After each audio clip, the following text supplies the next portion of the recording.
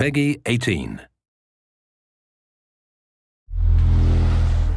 Hi, my name is Ashraf Ismail, Game Director of Assassin's Creed 4 Black Flag, and I'm excited to show you more of our open world locations and activities. This is by far the biggest and most diverse game world we've ever built. Over 50 major locations and more than 75 uncharted islands. In this demo, we will be jumping around to different parts of the Caribbean world and showing off some of this diversity. Here we are on Andreas Island, a coconut island with a pirate village. Up ahead, we have a tavern. Taverns are places where you can hire crew, pay for secret information about valuable convoys, you can play mini-games, and of course, you can have a drink. To gain access to all of this, you need to prove yourself with your fists.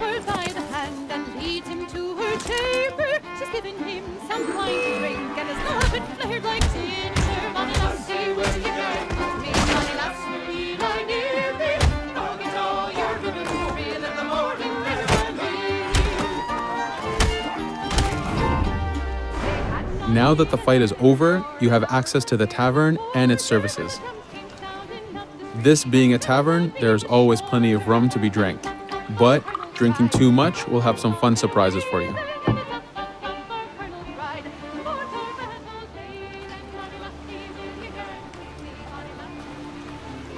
Now let's head to that viewpoint and sync up. Each viewpoint in the game is a small navigation puzzle to reach the top. Synchronizing unfogs the map, showing you nearby collectibles and activities, and it also becomes a fast travel point so that you can quickly get back here. The world is massive. We needed to make it comfortable and easy for you to get to where you want.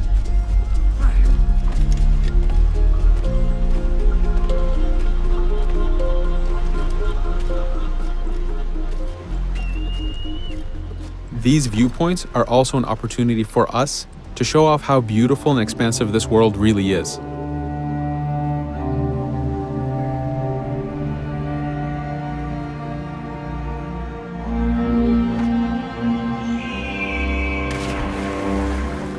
Now we're heading to another important location, underwater shipwrecks. We are now able to access these locations because we recently purchased a diving bell. These are real 18th century devices that pirates and sailors used to access the underwater. Underwater is how the golden age of piracy started. Through an incredible hurricane, tons and tons of Spanish gold was lost at the bottom of the seabed. This attracted poor, jobless sailors and pirates to dive down and grab this treasure. It was important for us to include the underwater as a new environment because it was so important to the history of piracy. The underwater is full of unknown dangers and predators.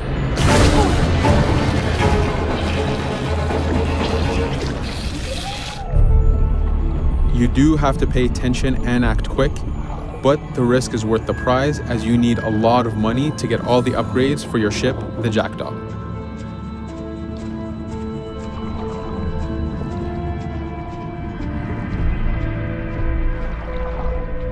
Stealth is very important even in the underwater. Here we can use the seaweed and plant life to keep yourself hidden from sharks and other dangers.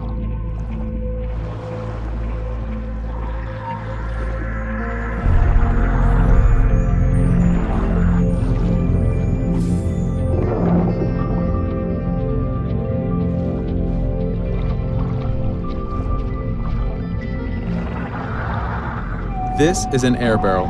It's a one-time air refill, so use them wisely. Of course, you can always go back to the diving bell to refill. We are going to move to a different location now. This is a smuggler cave. This one happened to be accessed from the underwater, but not all of them are. Here, we ran in without looking around, and this got us in a little bit of trouble.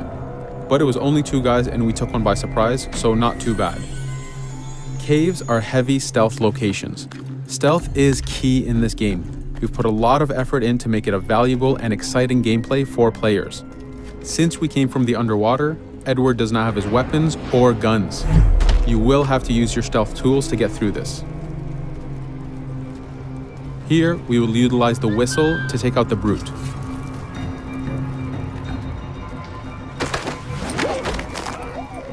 Anytime an enemy is taken out, they will drop their weapon for you to use.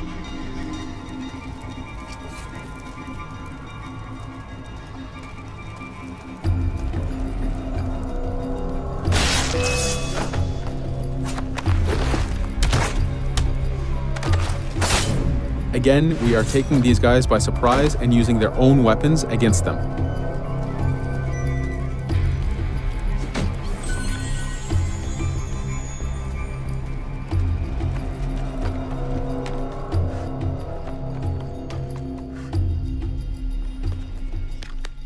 Using just your fists keeps things quiet.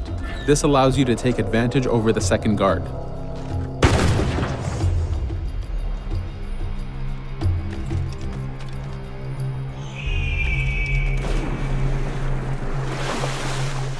Up to this point, we've been doing a lot of pirating. This has attracted the attention of pirate hunters. This is fed back to you with the clashing swords above the health bar. This is a first level hunter after us. You can push the wanted system to reach level 4, where you have a fleet of intense aggressive hunters after you. The horn you heard indicates that this is a charger type ship. This ship is all about getting close and ramming. Each ship type has a unique sound associated to it, the scariest being the war drums of a man of war. Your first mate, Adewale, is always giving you helpful advice and feedback. The chain shot is a stun weapon. Hitting ships slows them down. Great for stopping a charger's attack.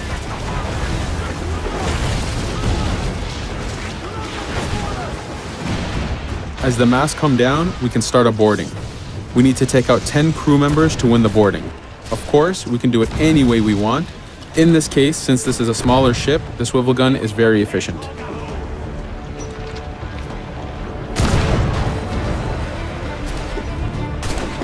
There are many objectives in the boarding system, including destroying powder keg reserves and removing the flag from the top mast. But the most basic objective is to eliminate the crew.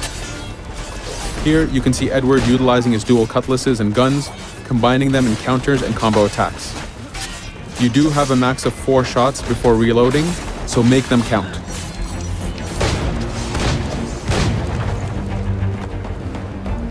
Plundering a hunter allows you to send a very powerful ship to your fleet. They are also a good way to gain ammo for the Jackdaw. In this case, we will use this opportunity to lower our wanted level.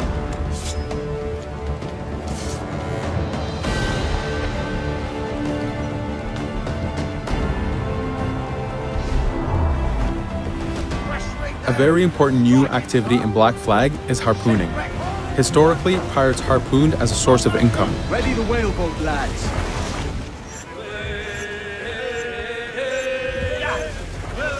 Harpooning is a part of upgrading Edward and his gear. There are many different types of creatures to harpoon, and they are all needed to get every single upgrade. Steady now, lads.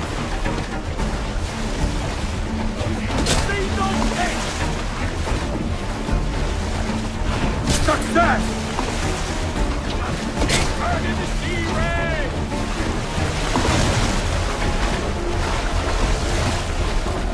It's weakening! The bastard's torn the rope! Stay sharp, lads. This is one of the smaller harpooning targets. Just imagine taking on a great white shark or a blue whale.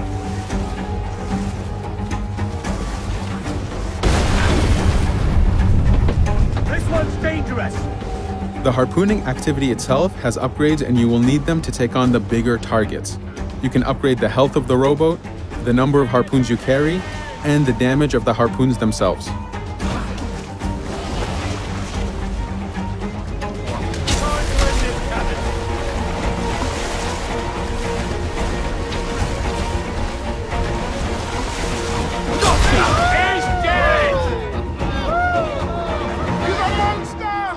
This was just a tease of the activities and locations. There is tons more for you to experience. Thank you for watching.